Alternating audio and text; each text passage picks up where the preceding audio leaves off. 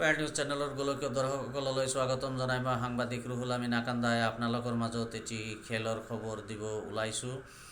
গৰৈমাৰী যুৱ সংঘই আয়োজন কৰিছে ফুটবলৰ মহাৰণ আৰু অহাকালি 12 জানুৱাৰী 2025 চনৰ প্ৰথম মাহতেই জানুৱাৰী মাহতেই 12 জানুৱাৰী দেওবাৰ ঠিক দিনৰ 12 বজাৰ পৰা ফুটবল খেলা হ'ব আৰু ফুটবল খেলাৰ দল দুটা হ'ব হন্তলি FC বনাম টপাৰ পথাৰ FC।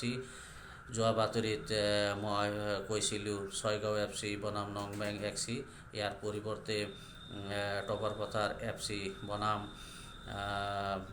হন্তলি FCৰ মাজত খেলখন হ'ব আৰু খেলখনৰ জেগা হ'ব গৰৈমাৰী টাউন ক্লাব ফিল্ডত।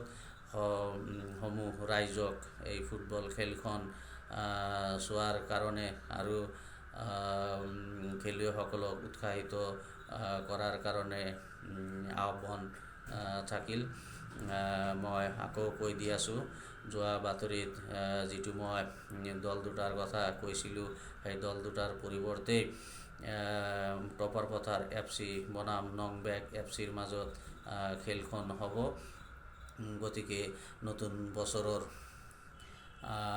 নতুন মাহতেই অহাকালি 12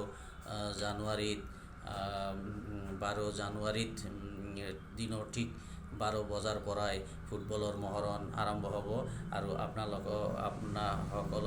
আপোনালোকক মই আমন্ত্ৰণ জনালোঁ। আপোনালোকে আহি কিনে খেলুৱৈসকলক উৎসাহিত কৰিব বুলি আশা ৰাখিলোঁ আৰু গৰৈমাৰী যুৱ সংঘই তৃতীয় বাৰ্ষিকী ফুটবল খেল আয়োজন কৰিছে আৰু এই তৃতীয় বাৰ্ষিকী ফুটবল খেলৰ প্ৰথম খেলখন দুয়োটা দলৰ মাজত হ'ব আৰু দুয়োটা দলৰ নাম মই কৈ দি আছোঁ, হন্তলি FC বনাম টপাৰ পথাৰ FC।